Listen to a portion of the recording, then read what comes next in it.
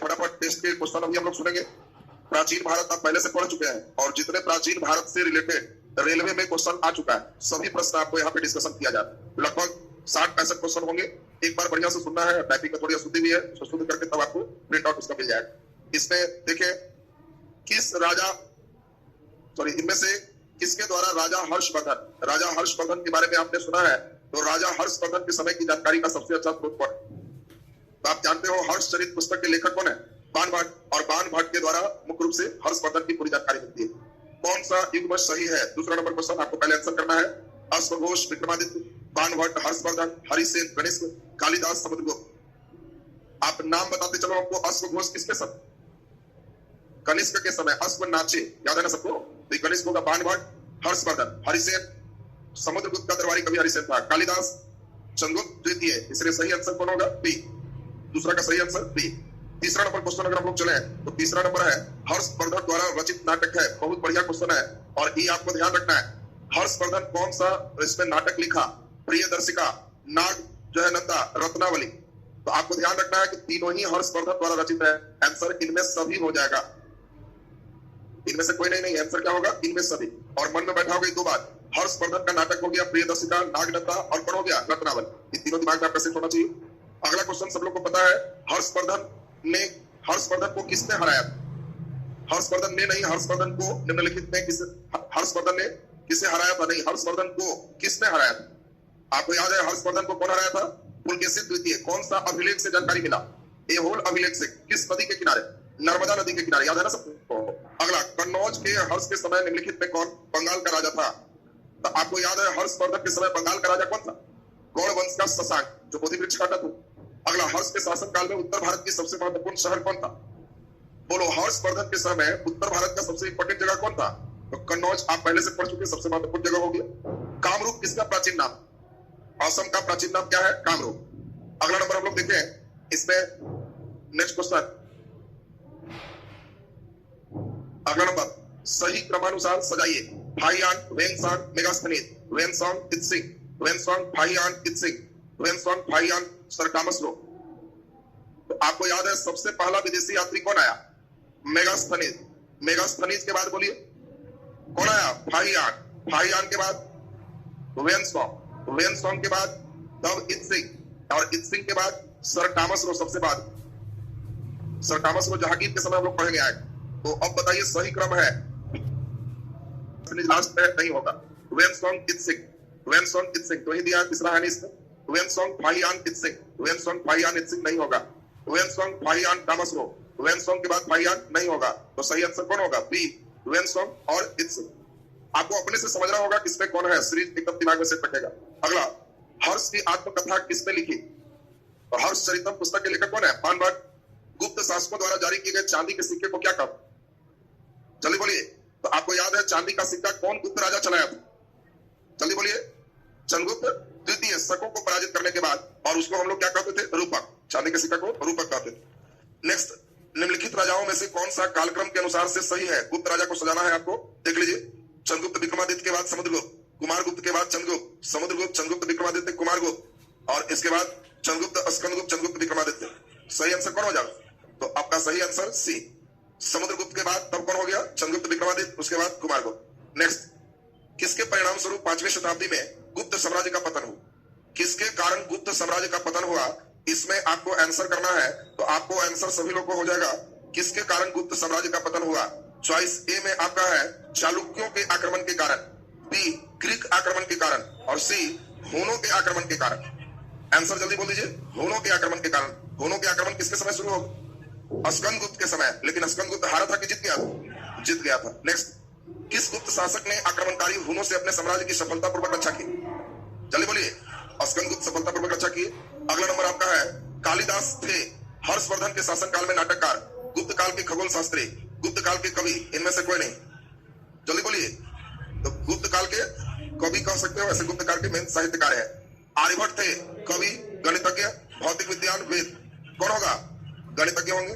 कलिंग के महान शासक कौन हुए? तो आंसर कौन हो जाएगा? खारवेल। कलिंग के महान शासक कौन हो गए? खारवेल।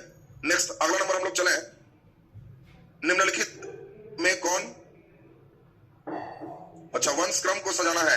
वंश में सजाइए मौर्य सुंग कुषाण गुप्त, सुंग मौर्य कुषाण गुप्त, मौर्य कुषाण गुप्त सुंग, गुप्त मौर्य सुंग कुषाण। कौन होगा? सबको याद है? सबसे पहले हर्यक, हर्यक के बाद जल्दी बोलिए, शिशुनाग, नंद, मौर्य, सुंग, कण्व। तो सही आंसर कौन हो गया? मौर्य के बाद सुंग कुषाण गुप्त। सही है ना?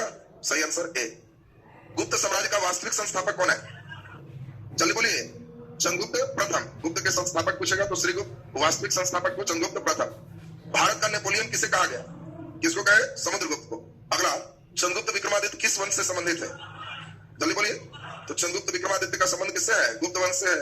नेक्स्ट 21वां नंबर क्वेश्चन हम लोग देखें। 60 क्वेश्चन आपको देखना है। 60 क्वेश्चन में एंशिएंट इससे ज्यादा नहीं आपका आएगा, इसके लिए आप अपना निश्चिंत हो गए, इस पे पूरा अभ्यास करेंगे, इसको थोड़ा करके दिया जाएगा आपको। चलिए अब हम लोग देख लें। अगला नंबर आपका क्वेश्चन है 21 नंबर देखें। भारतीय संस्कृति का स्वर्ण युग कौन है?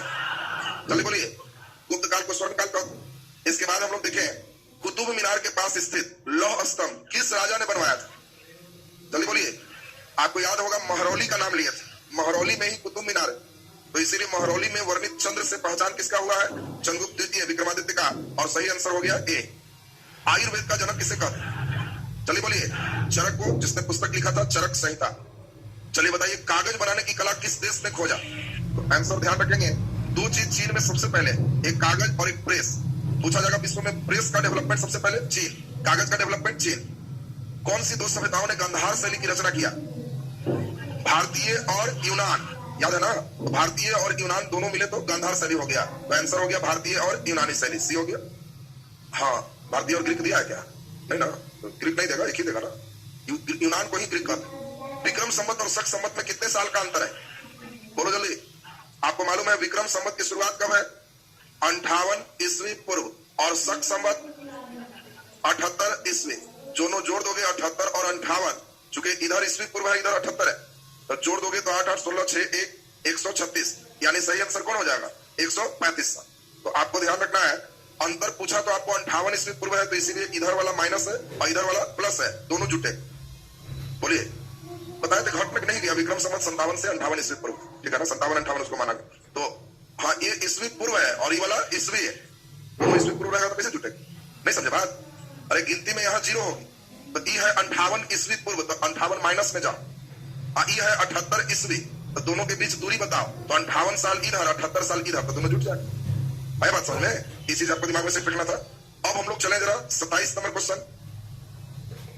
27 नंबर आपका क्वेश्चन अच्छा एक है, कनिष्क की राजधानी कहाँ थी? जल्दी बोलिए। पेशावर। कुषाण काल में सबसे अधिक विकास किस क्षेत्र में हुआ? बोलो। कुषाण काल में सबसे ज्यादा डेवलपमेंट किस क्षेत्र में है? धर्म, कला, साहित्य, वास्तुकला। जल्दी बोलिए। तो आप देखिए कुषाण काल में सबसे ज्यादा किसमें डेवलपमेंट है? तो कला के क्षेत्र में, मूर्ति वगैरह के क्षेत्र में। वास्तुकला में हो गया पूरे स्थापत्य, तो इसीलिए आपको मेन डेवलपमेंट किसमें है? कला। गुप्त रहता तो सब हो जाता। हाँ, गुप्त रहेगा तो साहित्य वगैरह भी शामिल हो जाएगा, क्योंकि कालिदास वगैरह गुप्त काल में है, इस समय साहित्य नहीं आया। द्वितीय अशोक किसको कहते हैं? जल्दी बोलिए। द्वितीय अशोक किसको कहते हैं? जल्दी बोल दीजिए। तो आपको ध्यान रखना है कि द्वितीय अशोक कहलाता मेन कौन है? कनिष्क। चौथी बौद्ध संगीति के कारण इसी को मेन कहा गया। ज्यादा जगह यही मिलेगा, कहीं कहीं हर्षवर्धन भी आपको मिलता है, कहीं कहीं लिखा हुआ आपको मिलेगा, लेकिन आपको ध्यान रखना कनिष्क नहीं लगा। किसने बड़े पैमाने पर स्वर्ण मुद्रा चलाया था? सबसे ज्यादा स्वर्ण मुद्रा कौन चलाया? गुप्त चलाया था। तो हमको लगता है गुप्त नहीं है, तो इसमें सही आंसर कौन हो जाएगा? कुषाण हो जाएगा। ऐसे कुषाणों ने सबसे शुद्ध सिक्का चलाया था। गौतमी पुत्र सातकर्णी किस वंश का था? चलिए बोलिए।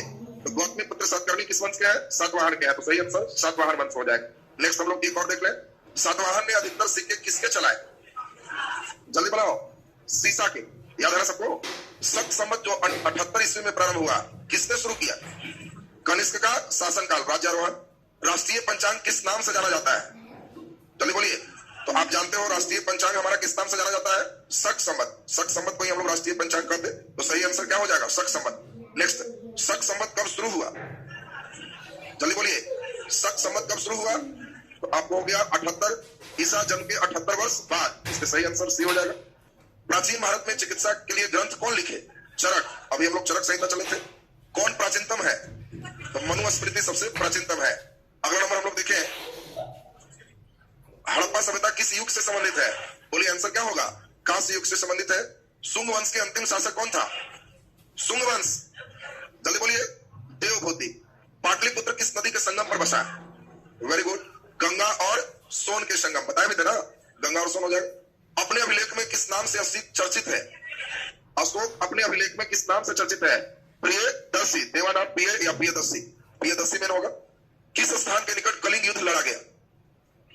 कलिंग युद्ध लड़ा गया उदयगिरी, धौली, इसके बाद इनमें से कोई नहीं। तो आपको याद है कलिंग का मतलब धौली और चोगढ़। धौली याद आया सबको? तो सही आंसर धौली हो जाएगा। सारनाथ में किसका स्तंभ है? अशोक का। अशोक का स्तंभ होगा, सही आंसर भी। आर्य भारत कब आए थे? जल्दी बोल दीजिए। तो आर्य भारत कब आए थे? 1500 ईस्वी पूर्व से 1000 ईस्वी पूर्व, ऋग्वैदिक काल हो गया। आर्य लोग भारत में कहां से आए थे? मध्य एशिया से। आर्य भारत में किस रूप से आए थे? बोलो जल्दी। तो आक्रमणकारी के रूप में, इन्हीं के कारण हड़प्पा सभ्यता का अंत हुआ। तो आंसर आक्रमणकारी हो जाएगा। कौन सा वेद सबसे प्राचीन है? ऋग्वेद। ऋग्वैदिक आर्य किस भाषा का प्रयोग करते थे? जल्दी बोलिए।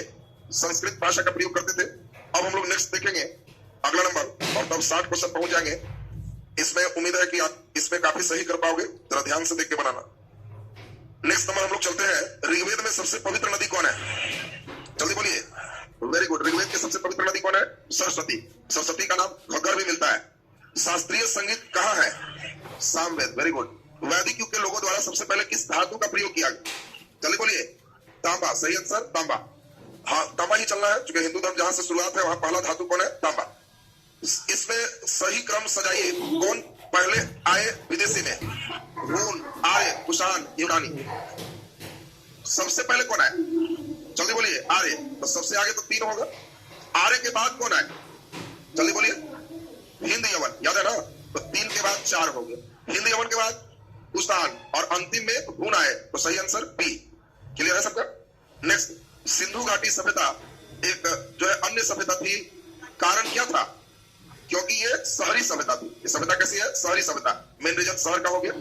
हड़प्पा संस्कृति के मुद्रा में पक्की मिट्टी में किसका चित्र नहीं है? गाय, हाथी, गैंडा, बाघ। जल्दी बोलिए। गाय का चित्र नहीं है, क्योंकि बाघ, हाथी, गैंडा, भैंसा ये सब आपको समझाए थे। तो गाय का चित्र नहीं है। सिंधु घाटी सभ्यता के लोग मुद्रा में किस देवता की आकृति चित्रित थी? जल्दी बोलिए। कौन से भगवान की आकृति है? पशुपति, इंद्र, विष्णु, वरुण। आंसर क्या होगा? पशुपति।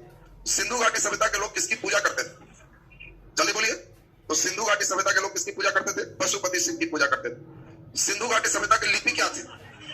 तो आपको मालूम है ही लिपि क्या है? अभी तक सही पहचान नहीं हुई। पुष्पोत्पादन होता तो सही आंसर हो जाता। मृतकों का टीला किसको कहते हैं? मोहनजोदड़ो। मोहनजोदड़ो कहाँ स्थित है? सिंध प्रांत में। अगला, हड़प्पा कालीन सभ्यता का विशाल कोठार अन्नागार कहाँ मिला है? जल्दी बोलिए।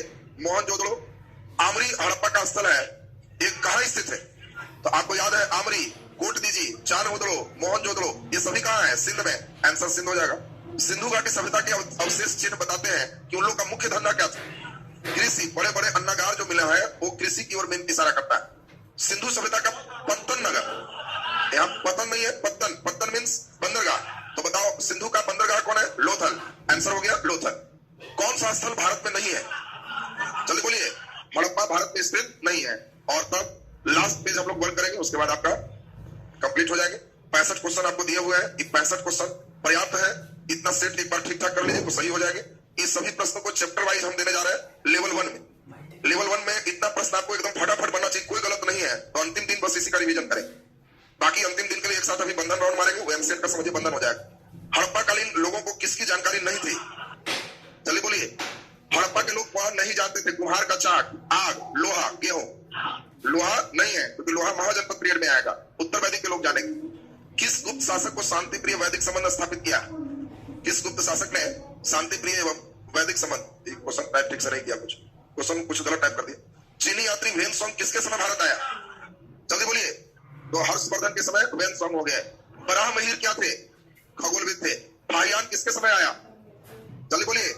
चंद्रगुप्त विक्रमादित्य, द्वितीय को हम लोग विक्रमादित्य कहते हैं। तो ये आपके पूरे स्टेप हो गए। अब हम लोग अभी पूरे प्राचीन में जो महत्वपूर्ण है वो एक जगह करेंगे। नीचे हेडिंग दे दीजिए। नीचे हेडिंग दीजिए, प्राचीन भारत एक नजर में। एट ए ग्लांस, मैंने एकदम अंतिम दिन परीक्षा के दिन बस यही पन्ना पढ़ के जाना है, इतना क्वेश्चन बना के जाना है। 100 क्वेश्चन बना लिया, अंतिम दिन एमसीएट हो गया, ज्यादा टाइम नहीं देना उसको। प्राचीन भारत एक नजर में। प्राचीन भारत एक नजर में लिख दिया सबको। चलिए अब एक नजर में हम लोग फटाफट देख ले। एक त्रिभुज बना दीजिए, त्रिभुज बना दे। राजनीतिक स्थिति, राजनीतिक स्थिति, राजनीतिक स्थिति। चलिए शुरू कीजिए। सबसे पहला पाठ क्या हम लोग पढ़े थे? ऋग्वैदिक। ऋग्वैदिक के बाद बोलो उत्तर वैदिक।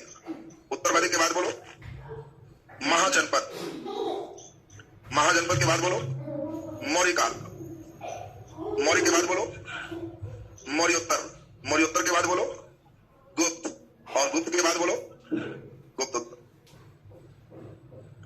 तुमको कहा जाए सबसे ज्यादा राजा की स्थिति अच्छा किस काल में था?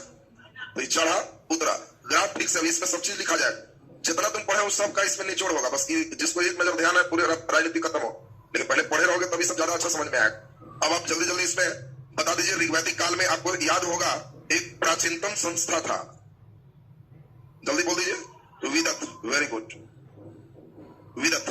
इसमें हम लोग को याद है प्रजापति की पुत्री, याद आया? प्रजापति की पुत्री सभा और समिति। और इसमें याद होगा स्थान कौन ले लिया? परिषद। महाजनपद में परिषद हो गया। महाजनपद में पहली बार अस्थाई सेना हो गया, और महाजनपद में पहली बार नियमित कर हो गया। मौर्य काल में एकदम ध्यान रखोगे केंद्रीकृत प्रशासन। केंद्रीकृत प्रशासन आपको याद है 18 प्रकार के तीर्थ और 27 प्रकार के अध्यक्ष। 18 तीर्थ और 27 अध्यक्ष की चर्चा मिलती है। मौर्योत्तर नीचे क्यों हो गया? क्योंकि इस समय पहली बार भूमि अनुदान प्रारंभ है। कौन किया था? वेरी गुड, भूमि अनुदान प्रारंभ किसके द्वारा? सातवाहन द्वारा। गुप्त काल में सामंती प्रथा का विकास ज्यादा हो गया, और इसीलिए राजा की स्थिति नीचे आ रहा है। राजा की स्थिति नीचे है मतलब छोटे छोटे सामंत काफी डेवलप कर गए, इसलिए राजा की स्थिति गुप्त काल में नीचे है।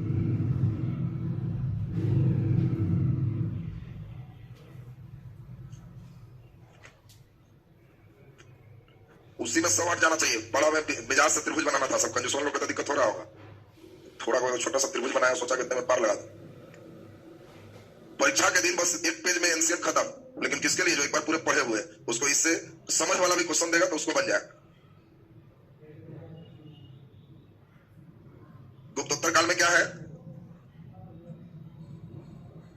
इस समय गुप्त काल में राजा क्या करेगा?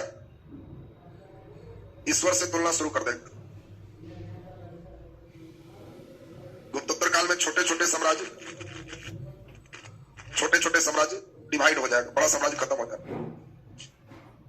अब एक नजर केवल सुन लोगे तो पूरे एंशियन का हम लोग राजनीतिक फेज समझ गए। तब आपको आएगा महिलाओं की स्थिति, एक बार उसको दिखाएंगे। फिर उसके बाद विदेशी यात्री, एक बार उसको देखोगे। तब संवत एक ही बार में देखोगे, बस फटाफट एक बार नजर देखोगे सब क्लियर हो जाए।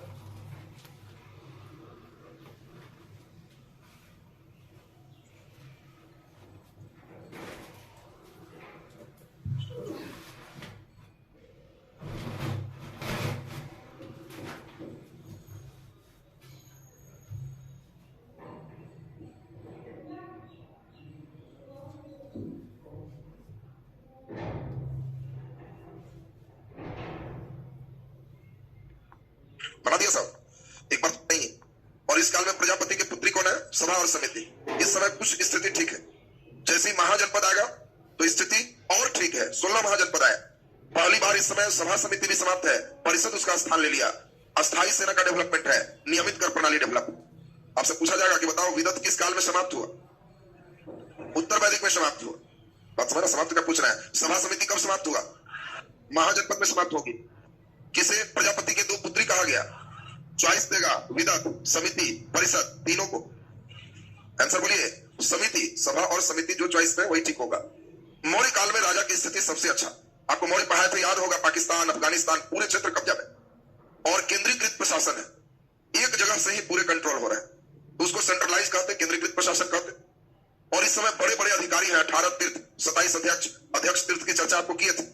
सीताध्यक्ष सरकारी भूमि का हेड था। आकाराध्यक्ष खान का अध्यक्ष था, याद है सबको। तो विविधाध्यक्ष चारागाह का अध्यक्ष था। तो कई चीज यहाँ पे आपको हम समझाए थे।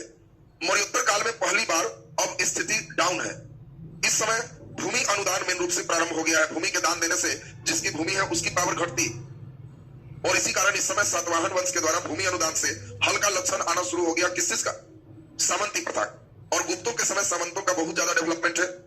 हम लोग इसमें देख रहे थे, उपाधि महाराजा धीराज सब ले रहे थे, खुद को ईश्वर से तुलना डायरेक्ट कर रहे थे। और इस काल में स्थिति और खराब है, छोटे छोटे साम्राज्य बन चुके हैं, और इसी काल में हम लोग ईश्वर के बराबर की उपाधि गुप्तोत्तर काल में राजा धारण कर रहे हैं। तो ये पूरा आपका प्राचीन भारत के राजा का पेज हो गया। नीचे लिख दीजिए, प्राचीन भारत में महिलाओं की स्थिति। जो प्रश्न आएंगे उसी को हम लोग चलते हैं, तुरंत आपका क्लियर हो जाएगा। प्राचीन भारत में महिलाओं की स्थिति, महिलाओं की स्थिति। चलिए सुन लीजिए, इसमें मेन 3 ही आते हैं और तीनों ठीक से सुनिए, क्लियर हो जाएगा। एक हम लोग देख लेंगे ऋग वैदिक काल, फिर हम लोग देख लेंगे उत्तर वैदिक काल, और इसके बाद सीधा सीधा हम लोग चलेंगे गुप्त काल।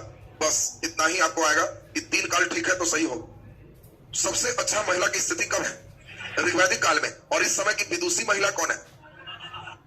तो आपको याद है अपाला, अपाला, घोषा, मुद्रालोपा, अपर्णा, ये सभी इस काल की विदुषी महिला है। विदुषी माने विद्वान महिला, पुरुष को विद्वान कहेंगे, महिला को विदुषी कहे, तो विदुषी महिला हो गई। उत्तर वैदिक काल की विदुषी महिला गार्गी, मेन गार्गी ही आपसे पूछेगा, गार्गी केवल ध्यान में रखें। धीरे धीरे इस समय डिक्लाइनेशन है, और गुप्त काल में आपको समझाया था कि पहली बार इसी समय गुप्त काल में पर्दा प्रथा का चर्चा मिलता है। इसी समय पहली बार सती प्रथा का चर्चा मिलता है। और आपको याद है सती प्रथा का पहला अभिलेख कहां मिले? भानुगुप्त का एरन अभिलेख, याद है ना सबको? लिख दीजिए जल्दी से। महिलाओं की स्थिति नीचे लिख दीजिए, ऋग्वैदिक काल डैश देखिए, सबसे अच्छी स्थिति, सबसे अच्छी स्थिति,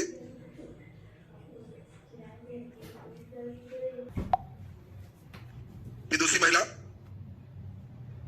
अपाला घोषा,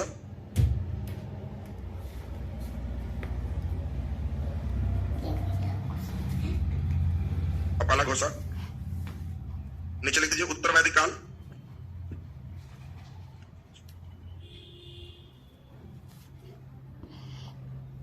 उत्तर वैदिक काल, विदुषी महिला गार्गी,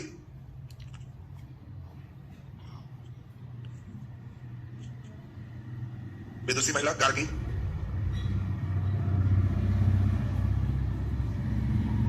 गार्गी। नीचे लिख दीजिए गुप्त काल डैश देके, गुप्त काल डैश देके, पर्दा प्रथा प्रारंभ, पर्दा प्रथा प्रारंभ, सती प्रथा प्रारंभ, सती प्रथा प्रारंभ। लिखा गया सबसे? चलिए नीचे लिख दीजिए डैश देके, सती प्रथा का पहला अभिलेखीय प्रमाण, सती प्रथा का पहला अभिलेखीय प्रमाण, पहला अभिलेखीय प्रमाण बोल दो, एरन अभिलेख में मिलता है, एरन अभिलेख में मिलता है। हेडिंग दे दो, विदेशी यात्री या राजदूत, विदेशी यात्री या राजदूत, विदेशी यात्री या राजदूत। राजदूत मतलब कोई राजा दूत के रूप में भेजा, यात्री माने घूमने आया। तो जो यात्री रहेगा उसमें नहीं पूछेगा किसको भेजा कौन, केवल पूछेगा किसके समय आया। लेकिन कोई भेजा हुआ रहेगा तो पूछेगा किसको कौन भेजा। तो जिसको भेजेगा उसको हम लोग राजदूत कहते हैं। राजा का दूत तो राजदूत हो, और यात्री माने घूमने आए। हम किसी लड़के को भेजे कि जाओ उनके यहाँ और कह के आओ, तो वो मेरा दूत है, लेकिन अपनी इच्छा से गया हुआ है तो यात्री है। दूत और यात्री में अंतर समझ में आ गया सबको? अब इसमें हम लोग को मालूम है पहला नंबर विदेशी यात्री राजदूत के रूप में आए मेगास्थनीज। और आपको मालूम है मेगास्थनीज किसका राजदूत? सेलुकस निकेटर का राजदूत है। और किसके समय आया? चंद्रगुप्त मौर्य के समय आया। और इसका पुस्तक कौन है? इंड का पुस्तक। पहला एकदम क्लियर है सबका। दूसरा नंबर आपको याद हो, याद करो, सीरिया के राजा एंटीओकस का राजदूत कौन है? डायमेकस।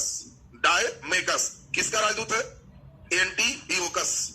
और किसके समय आया? बिंदुसार। बिंदुसार ना कि बिंबिसार? हाँ, तो कंफ्यूज मत होना। ये हम लोग देखे चंद्रगुप्त मौर्य के बाद बिंदुसार। डायमेकस के बाद बताए थे मिस्र के राजा फिलाडेल्फस। फिलाडेल्फस। और इसका राजदूत कौन है? डायोनिसस। ध्यान देना, अभी सब सुन लो पहले, एकदम याद चाहिए, ऐसा एक जगह रहना चाहिए। डायोनिसस, यह भी बिंदुसार के समय आया। फिर अब आगे बढ़ो, तब जल्दी बताओ मौर्य काल कंप्लीट हो। तब मौर्योत्तर में आपको जैसे ही याद होगा, उसमें हम बताए थे मौर्योत्तर में मौर्य के बाद सुंग वंश आए, और सुंग वंश में सबको याद होगा कौन, जल्दी बोलिए। सुंग वंश में आपको याद है हेलियोडोरस, याद आया? किसके समय? ये भागवत के समय आया। और किसका राजदूत था? हिंद यमन के राजा एंटियालकिड्स का। एंटियालकिड्स का ये राजदूत है हेलियोडोरस। विदिशा बेस नगर में गरुड़ ध्वज स्थापित हुआ था, याद आ गया सबको? तब इसके बाद चलोगे तो अब पहुंचेगा फाहियान। बोलिए किसके समय? चंद्रगुप्त तृतीय के समय। ये यात्री है, खुद से आया। इसके बाद तब हम लोग चलेंगे वेनसोंग। वेनसोंग जल्दी बताओ, हर्षवर्धन के समय। और इसके बाद एक पढ़ने वाला आदमी आया जो घूमा, इसका नाम है इत्सिंग। इत्सिंग भी आपको मिलते रहेगा। तो तीनों चाइनीज। अब क्वेश्चन सुन लीजिए, एक बार बहुत अच्छा क्वेश्चन आ गया। भारत आने वाला प्रथम चीनी यात्री कौन था? मेगास्थनीज, डायमेकस, फाहियान। तो ये तीनों चाइनीज है, समझ रहा है? चाइनीज। और ये तीनों यूनानी है, ये भी यूनानी है। तो यूनान के ये देख रहे हो 4 हैं, और ये तीनों कहां के हैं? चीन के हैं। तो आपको पूछेगा चीन का पहला, यूनान का पहला। अभी हम जो लिखाएंगे, घर में बैठ के एक बार रिवीजन करना हो। देखो अलग अलग पढ़ोगे तो सीक्वेंस नहीं बनता, और एंशिएंट उसी का एकदम तगड़ा माना जाता है जिसका सीक्वेंस बन। और हमारी कोशिश यही था कि प्राचीन खत्म किया, एकदम समझो पिलर और डोर लेवल ढलैया चल रहा, एकदम दीवार मजबूत, गिरने का नाम नहीं ले। तो खाली दीवार उठा देंगे तो कब उलट जाएगा ठिकाना नहीं। तो एकदम ढलैया कर देना है कि घर में बैठिए और खाली इससे कहिए कि विदेशी यात्री। सोचो तो ये दिमाग कहेगा कि ठहरो निकालते हैं। मेगास्थनीज कहना, अगला बोलो तो डायमेकस, अगला बोलो डायोनिसस, अगला बोलो हेलियोडोरस, अगला बोलो फाहियान, फिर बोलो वेनसोंग, फिर बोलो इत्सिंग। तब कहना कि सबके बारे में 2-2 लाइन बोलो। इससे खाली बुलवाओ, उसके बाद परीक्षा हॉल में इसको कहो कि देखो तो जी, कहेगा ऐसा जाना है तो हम तो इसीलिए करते रहते, एकदम बेस हो जाता है ना, फिर तुम्हारा दिक्कत नहीं हो। तो इसीलिए ये चीज हम लोग एक जगह लिखा दे रहे हैं। तो जल्दी से फटाफट विदेशी यात्री नीचे डैश देके लिख दीजिए। मेगास्थनीज, मेगास्थनीज, मेगास्थनीज लिख के डैश, सब पर थोड़ा थोड़ा लिखना होगा। मेगास्थनीज लिख के डैश। देखिए सेलुकस निकेटर का राजदूत, सेलुकस निकेटर का राजदूत, सेलुकस निकेटर का राजदूत, कौमा चंद्रगुप्त मौर्य के दरबार में, चंद्रगुप्त मौर्य के दरबार में, कौमा इंडिका पुस्तक लिखा, इंडिका पुस्तक लिखा। बोलिए मेगास्थनीज एकदम क्लियर है सबका? नीचे लिख दीजिए डायमेकस, डायमेकस। ये सब एकदम घर पे जाकर रिवीजन करना है, सब पन्ना ढक के अपने से सोचना है कि शुरू से लेकर लास्ट तक नाम एक साथ बोल सके। डायमेकस डैश देके लिख दीजिए। बोलो कहां का राजा है? सीरिया का राजा, यूनान में ही है सीरिया। तो लिख दीजिए सीरिया के राजा एंटीओकस का राजदूत, सीरिया का राजा एंटीओकस का राजदूत, सीरिया का राजा एंटीओकस का राजदूत। बोल दीजिए किसके समय? वेरी गुड, बिंदुसार के समय आया, बिंदुसार के समय आया। नीचे लिख दीजिए डायोनिसस, डायोनिसस, डायोनिसस डैश देके लिख दीजिए। मिस्र के राजा, मिस्र के राजा फिलाडेल्फस का राजदूत, फिलाडेल्फस का राजदूत,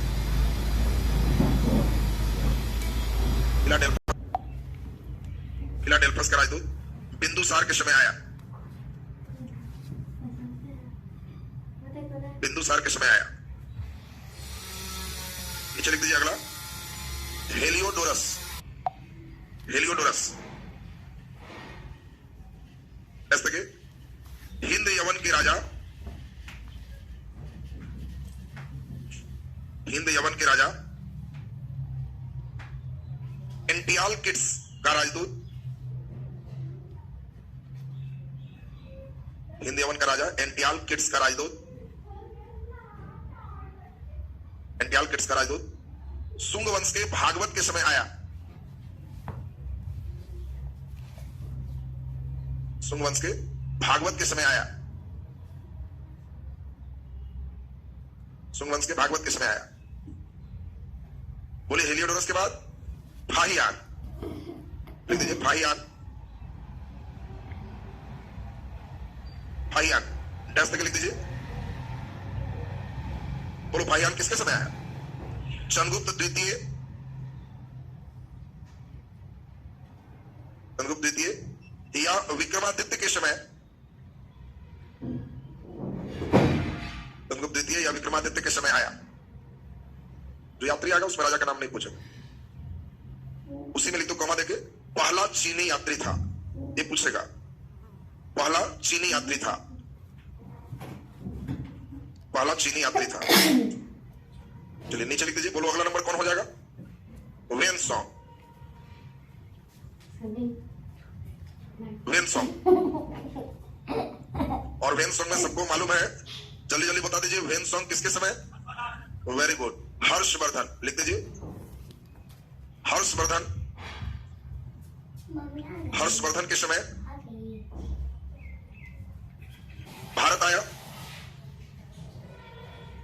हर्षवर्धन के समय भारत आया। कॉमा देकर लिख दीजिए इसे यात्रियों का राजकुमार कहते,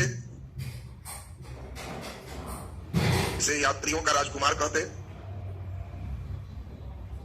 कॉमा देकर लिख दीजिए इसकी रचना CU की है, इसकी रचना CU की है। कभी कोई पूछता है वेनसोंग के पुस्तक का नाम क्या है, तो CU की। हम जो बीच में हाइफन दिया हटा के CU की एक साथ भी लिख सकता है, तो घबराना नहीं। चलिए इसके बाद बोलिए लास्ट में कौन आएगा? इत्सिंग। इत्सिंग के बाद मुख्य रूप से फिर शुरू हो जाते हैं आपके मध्यकाल वाले यात्री। इत्सिंग डैश के लिख दो। लगभग 700 ईस्वी में भारत भ्रमण किया, 700 ईस्वी में भारत भ्रमण करने वाला चीनी यात्री था, भारत भ्रमण करने वाला चीनी यात्री था। हर्षवर्धन के मरने के बाद एक्चुअली कोई बहुत बड़ा राजा रहा नहीं, इसलिए राजा का नाम इसमें नहीं पूछता है, सीक्वेंस सजाने में इसका उपयोग करता है। अब मध्यकाल जब शुरू हुआ, सुन लो बढ़िया से, ये तो एंशिएंट यात्री हो गया। फिर मेडाइवल पढ़ोगे तो फिर उसमें भी आए Ibn Battuta, Marco Polo, Nicolo Conti, फिर तुम्हारा जो है लिवी देव, तब फिर इधर शुरू होगा, तब सर टॉमस रो और बाकी जो तुम नाम सुन रहे हो, जो फिर 20 यात्री और बढ़े, और तब मेडाइवल में फिर वही करवाएंगे। पहले पढ़ाएंगे चैप्टर वाइज, अंतिम एक जब, और उसके बाद एंशिएंट से मेडाइवल कहेंगे कौन लड़का लगातार 25 को के बोल सकता है।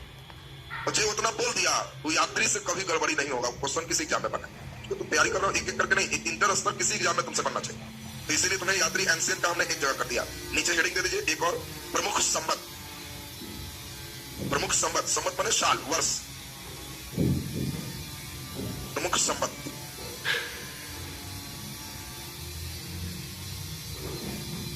चलिए सबसे पहला संवत कौन है? जल्दी बोलिए। विक्रम संवत, लिख दीजिए विक्रम संवत, विक्रम संवत। जल्दी बोलो कब प्रारंभ है? 58 ईस्वी पूर्व, 58 ईस्वी पूर्व। कौन शुरू किया? राजा विक्रम। क्यों शुरू किया? शकों के उज्जैन शाखा से हटाने के बाद। तो लिख दीजिए 58 ईस्वी पूर्व, कॉमा देके राजा विक्रम ने, राजा विक्रम ने शकों को उज्जैन से हटाने के उपलक्ष्य में प्रारंभ किया, उज्जैन से हटाने के उपलक्ष्य में प्रारंभ किया, हटाने के उपलक्ष्य में प्रारंभ किया। बोल दो अगला नंबर। Very good. दूसरा नंबर कौन हो गया? शक संवत। बोलो शक संवत कौन शुरू किया? जल्दी बोलिए। गणेश। कब शुरू किया? 78 ईस्वी। इसमें पूर्व खत्म हो जाएगा। ये भारत का राष्ट्रीय पंचांग, आपको पूछा जाएगा कि भारत का राष्ट्रीय पंचांग किस पर आधारित है, तो शक संवत पर आधारित है। और ये क्यों शुरू हुआ? क्योंकि इस साल कनिष्क का राज्यारोहण हुआ या राज्याभिषेक हुआ। तो आपको ध्यान रखना है, कनिष्क के राज्याभिषेक के उपलक्ष्य में शक संवत की शुरुआत कब है? 78 ईस्वी में। इसके बाद लिख दीजिए पहले शक में, शक संवत 78 ईस्वी में प्रारंभ, 78 ईस्वी में प्रारंभ, कॉमा देकर लिख दीजिए भारत का राष्ट्रीय कैलेंडर इस पर आधारित, भारत का राष्ट्रीय कैलेंडर इस पर आधारित, राष्ट्रीय कैलेंडर इस पर आधारित, कॉमा देकर लिख दीजिए इसका पहला माह, इसका पहला माह। बोलो शक संवत का पहला महीना कौन है? चैत। ये चैत बैसाख जेठ आषाढ़ जो करते हो वो शक संवत। इसका पहला माह चैत, हाँ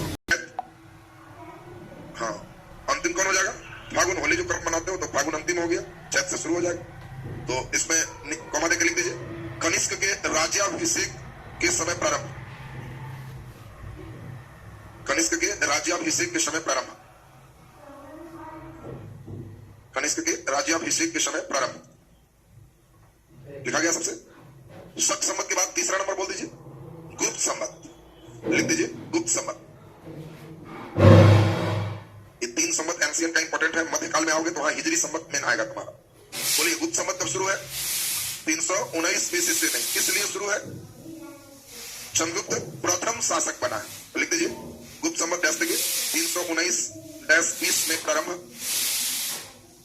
319-20 में प्रारंभ। 319-20 में प्रारंभ। कॉमा देकर लिख दीजिए चंद्रगुप्त मौर्य चंद्रगुप्त प्रथम के राज्याभिषेक के उपलक्ष्य में। चंद्रगुप्त प्रथम के राज्याभिषेक के उपलक्ष्य में। राज्याभिषेक के उपलक्ष्य में लिखा गया सबसे। तो संवत भी क्लियर हो गया सबका। चलिए अब थोड़ा सा उपाधि की बात कर ले, थोड़ा लास्ट स्टेप। उपाधि के बाद एंशिएंट से क्वेश्चन आपके हो जाएंगे। नीचे लिख दीजिए राजा उपाधि। राजा और उपाधि। अब जो आप पढ़े हो एक एक करके सब हमको बताते जाना, कुछ कुछ उपाधि जो तुमको याद होगा। अजात शत्रु, जल्दी बोलिए। अजात शत्रु, अमित्रघात। अमित्रघात में है बिंबिसार। सब वही क्लियर किया। कुनी किसका नाम है? अजात शत्रु का। और बता दो जरा ध्यान से, सेंड्रोकोटस। हाँ, यूनानी ग्रंथों में उसको क्या मिलता है? सेंड्रोकोटस। अमित्रघात किसको मिलता है? जल्दी बोलिए। बिंदुसार। बिंदुसार के समय वहां आ जाएगा। तो इसलिए आपको ध्यान रखना है, बिंदुसार आएगा तो क्या होगा? अमित्रघात, शत्रुओं को नाश करने वाला। बताइए जरा, सर्व छत्रांतक कौन लिया था जी? सब क्षत्रियों को नाश करने वाला महापद्मनन। उसकी दूसरी उपाधि क्या थी? उग्रसेन। उग्रसेन। तो आपको कुछ नाम आ रहा है जिसमें जिनका एकदम इंपॉर्टेंट है, उसके साथ आपको ध्यान रखना पड़ेगा। तो चलिए हम लोग पहले देख लें। बताओ, हर्यक वंश के संस्थापक बिंबिसार। बिंबिसार के बाद अजात शत्रु। मेन यहीं से चले।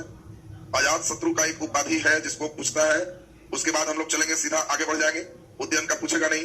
फिर हम लोग सीधा आ जाते हैं चंद्रगुप्त मौर्य पे, या थोड़ा नंद वंश पे आ जाए थोड़ा। हाँ, नंद वंश में आ गए महापद्मनंद। महापद्मनंद। महापद्मनंद के बाद तब हम लोग चलाते हैं चंद्रगुप्त मौर्य। चंद्रगुप्त मौर्य। चंद्रगुप्त मौर्य के बाद तब आ जाते हैं बिंदुसार। बिंदुसार के बाद तब किसका आ जाए? अशोक। जल्दी से 2 कॉलम बनाइए और तब हम लोग उपाधि या उपनाम हम लोग चलते हैं।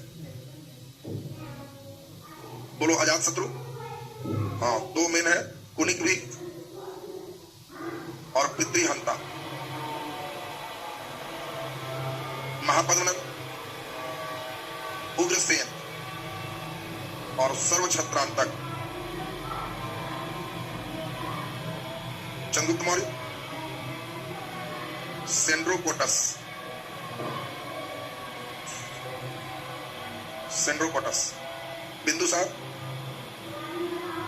अमित्रघात। यूनानी नाम क्या मिलता है? अमित्रोचेडस। एक बार अमित्रोचेडस भी पूछे हो। अमित्रोचेडस दे दे या अमित्रघात दे दे। बिंदुसार। अशोक, देवानाम पिये या पियदस्सी। देवानाम पिये, मगधाधिराज।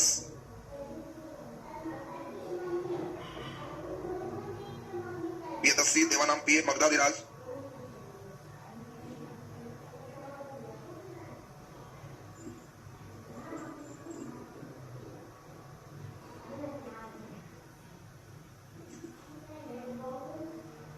चलिए अशोक के बाद आगे बढ़ जाए। अशोक के बाद दशरथ का कोई उपाधि उसका भी होगा देवानाम पिए, लेकिन चलो इसको भी कर लो। दशरथ, ये भी देवानाम पिए की उपाधि लिया। चलिए एक कंप्लीट हो गए। मौर्योत्तर काल में कोई उपाधि उस तरह का है नहीं।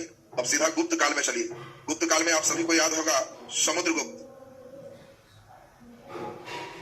समुद्रगुप्त को उपाधि क्या मिला? भारत का नेपोलियन, कविराज। बीना का चित्र मिला था और आपको याद है कविराज की भी उपाधि है इसको, बताए ना थे। कविराज कौन बोला था इसका? दरबारी कवि हरिसेन। हरिसेन कविता करता था, हरिसेन के बड़ाई करे तो हरिसेन कहे कि आप अपने कविराज है महाराज। राजा की बड़ाई नहीं करेगा तब दरबार में रखेगा तो निकाली देगा। चलिए अब इसमें ध्यान दीजिए, राजा थोड़ा बहुत भी कविता करे तो कवि को क्या कहना है कि हमसे अच्छा आप ही कर लेते हैं, आप ही कर लेते हैं, उसको दरबार में रखे। वो कहेगा कि हम ही अच्छा तो भगाई दे।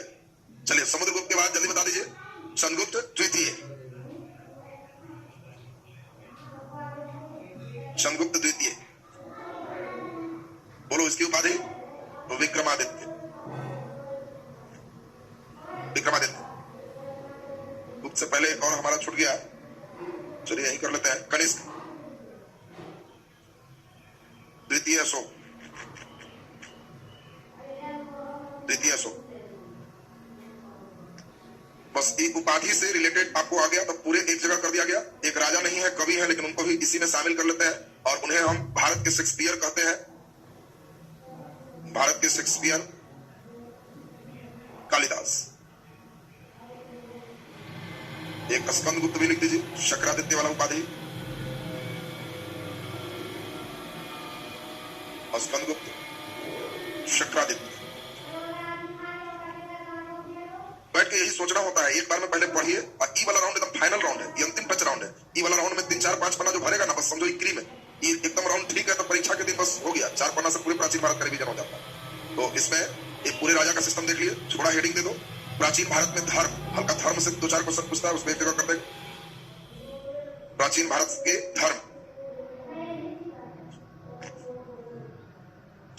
प्राचीन भारत के धर्म। ये हो गया काल, प्रमुख देवता,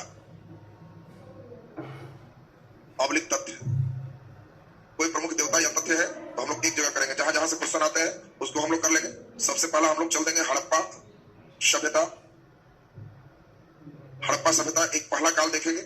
इसके बाद सभी को मालूम है कौन सा काल है? ऋग्वैदिक।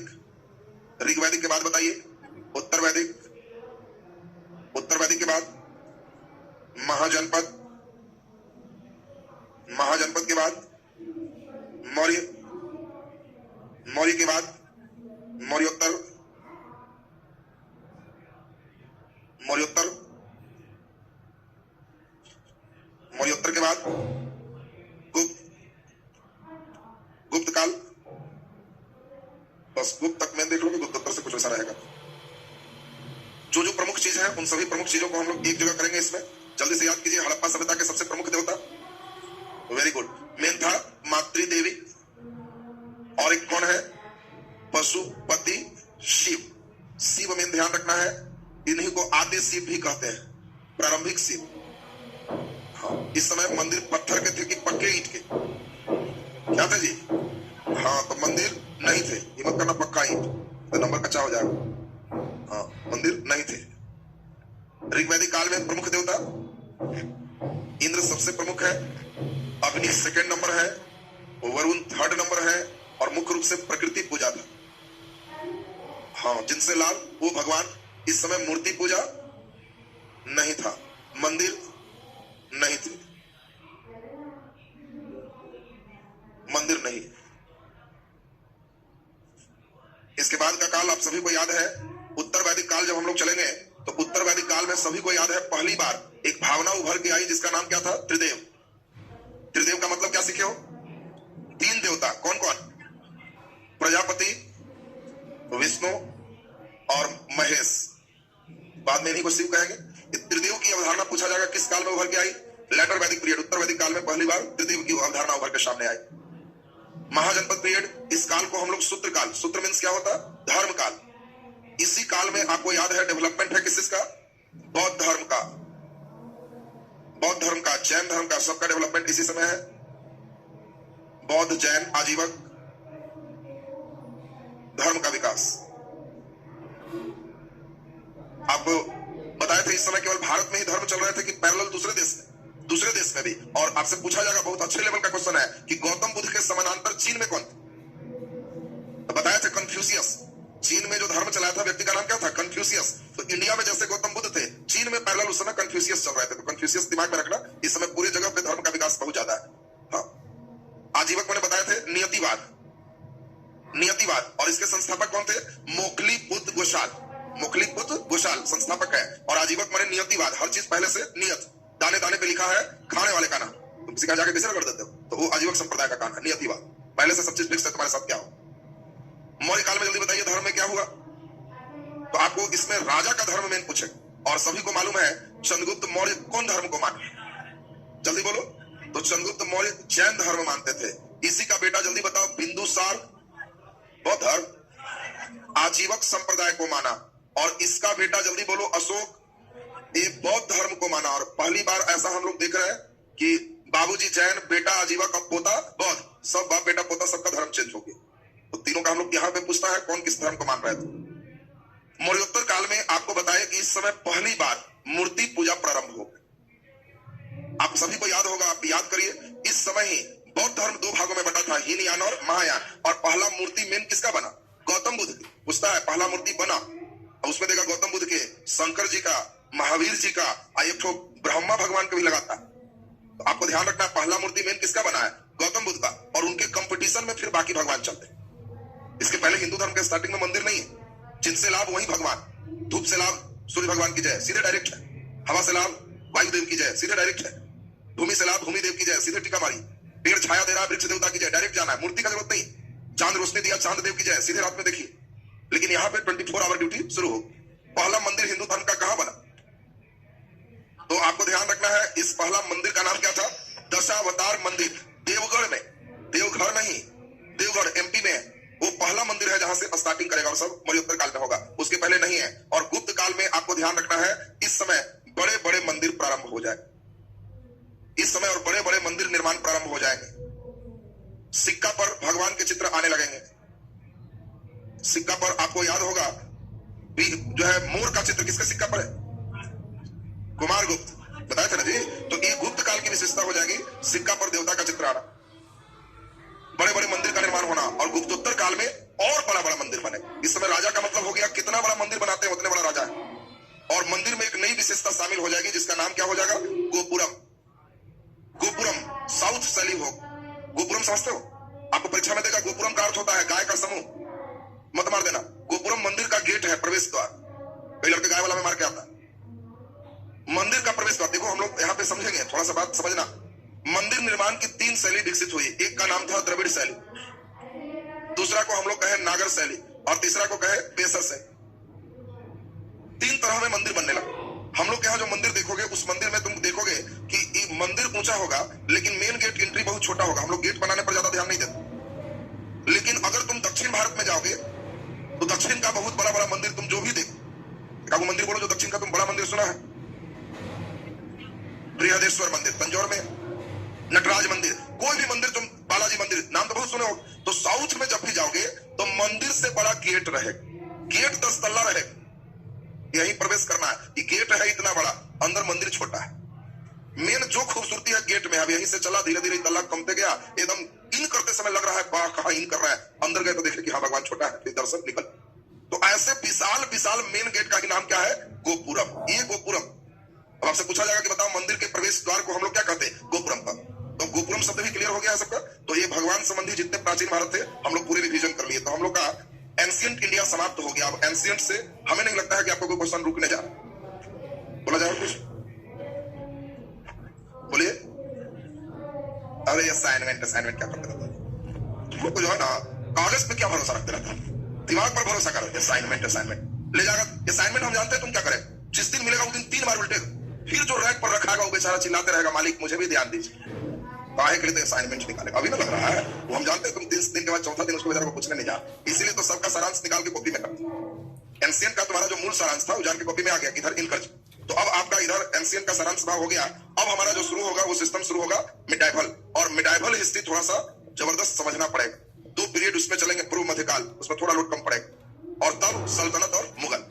ये फेज पूरे हम कोशिश करेंगे कि 7 दिन का एक अभियान रहेगा, और 7 क्लास में आपका मिडाइवल कंप्लीट। और तब सबसे ज्यादा अंक पे जहां से आता है उसकी तैयारी करेंगे। वो हिस्ट्री का कौन पार्ट होगा? मॉडर्न इंडिया, जिनका मॉडर्न सही वो रिजल्ट उनका है। एंशिएंट में चूंकि पूरे एंशिएंट मिला के 2 क्वेश्चन से ज्यादा नहीं आए, पाठ बहुत ज्यादा था, वो तो आपको इतना समेटे हैं तब निकला है, नहीं तो कई जगह हरिअनंत हरिकथानंत चलता है। लगे हुए हैं हिस्ट्री में 6 महीना 8 महीना, खत्म का नाम नहीं रहता। आपको तो कम से कम पूरे एक साथ पिलर उलर ढाल के हम लोग ठीक कर लिए, दीवार एकदम मजबूत रहे एंशिएंट वाले। तो अब कल से आपका शुरू हो जाएगा मध्यकाल का मिडाइवल। हाँ बोलिए।